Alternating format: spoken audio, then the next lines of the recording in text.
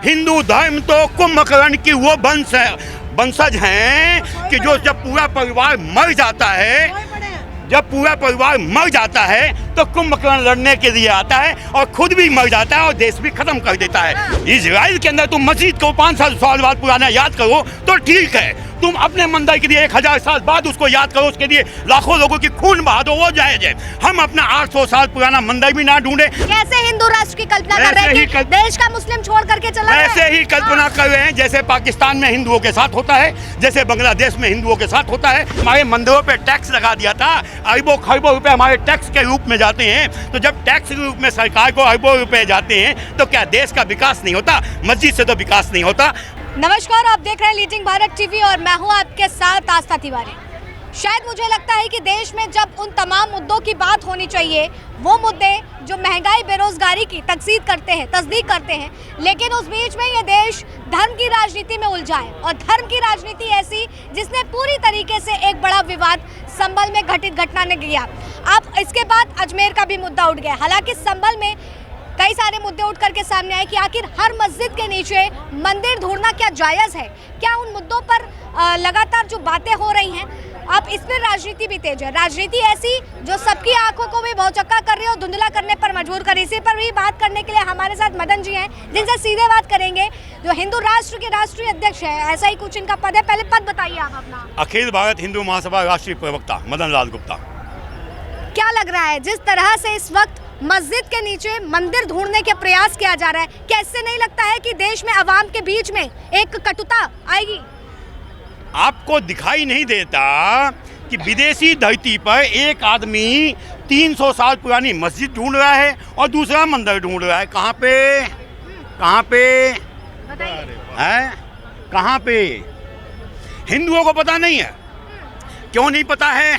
क्योंकि वो ईसाइयत नहीं, क्या नाम है वो, क्या नाम नहीं, क्रिश्चियनिटी नहीं, क्या नाम उसका, जहाँ युद्ध हो रहा है अभी, यूक्रेन नहीं, इजराइल के अंदर तुम मस्जिद को 500 साल बाद पुराना याद करो तो ठीक है, तुम अपने मंदिर के लिए 1000 साल बाद उसको याद करो, उसके लिए लाखों लोगों की खून बहा दो, वो जायज है।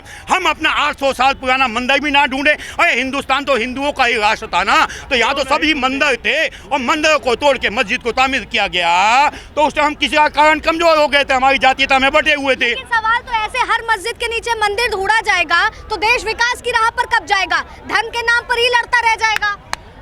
धर्म ही विकास के पथ पे लेके जाता है। आज मेरा धर्म दुनिया में जब जागृत होने लग गया है, तो मक्का में भी मंदिर का निर्माण हुआ, तो वहाँ लाखों करोड़ों की अर्जित होती है पैसे।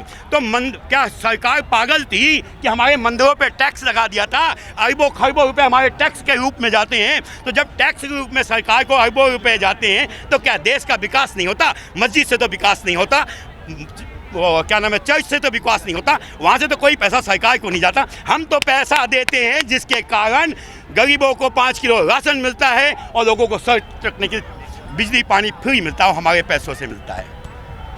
लेकिन इन सब के बीच में जब हम बात करते हैं राजनीतिक मुद्दे को देखा जाए तो चाहे वो भाजपा हो, चाहे वो सपा हो या कांग्रेस हो, हर कोई अपनी राजनीति चमका रहे हैं। अवाम तो लड़ रही है, पत्थरबाजी और ये सारी चीजें। अवाम लड़ कहाँ रही है? हिंदू धर्म तो कुंभकर्ण की वो वंशज हैं कि जो जब पूरा परिवार मर जाता है, तो कुंभकर्ण लड़ने के लिए आता है और खुद भी मर जाता है और देश भी खत्म कर देता है। तो आज नहीं हिंदू जागेगा तो क्या जब समाप्त हो जाएंगे तब जागेगा? और आज जाग रहे हैं, इसका हमें घमंड है। हमने तो सोच लिया था कि हमारी आंखें बंद हो जाएगी, राम जन्मभूमि को देख नहीं पाएंगे। धन्य है मेरा जीवन कि जिसने योगी जैसे मुख्यमंत्री और मोदी जैसे प्रधानमंत्री को देखा, जिसने धारा 370 हटाई, जिसने राम जन्मभूमि का निर्माण करवाया। योगी जी की बात कर रहे हैं आप। चर्चा ये भी है कि जितना संभल में दंगा हुआ है, बहराइच में दंगा हुआ है, उनको हटाने की बात है चल रही उसका कारण सोचो ना। कांग्रेस मजबूत हुई है, 99 सीट आ गई है, तो देश खतरे में तो जाएगा ही। जब कांग्रेस मजबूत होता है, हिंदू धर्म परेशान होता है और देश परेशानी में आ जाता है। तो उन 99 जो सीटें लेके आए हैं, कुछ तो आतंकवादी मजबूत हुए हैं।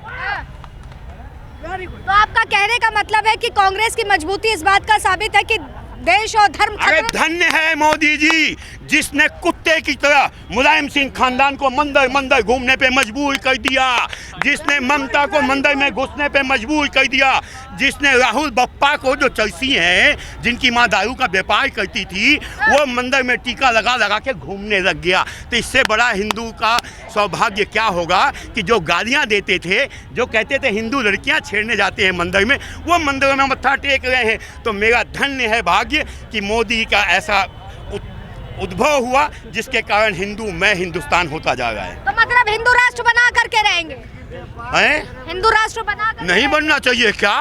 अरे मेरा हिंदू राष्ट्र हिंदू नहीं बनेगा तो क्या बनेगा? क्या इंडिया रहेगा? कैसे हिंदू राष्ट्र की कल्पना कर रहे हैं आप? कैसे हिंदू राष्ट्र की कल्पना कर रहे हैं कि देश का मुस्लिम छोड़ करके चला जाए? वैसे ही कल्पना कर रहे हैं जैसे पाकिस्तान में हिंदुओं के साथ होता है, जैसे बांग्लादेश में हिंदुओं के साथ होता है, वैसे ही कल्पना हम भी करेंगे। बड़ी बात कह रहे हैं आप। अरे बड़ी बात क्या है भाई, बड़ी बात क्या है? मेरे गाल पे तुम चाटा मारोगे तो मैं तुम्हें माला पहनाऊंगा। लेकिन जब हम सनातन की बात करते हैं तो सनातन को इतना आक्रोशित नहीं दिखाया गया है।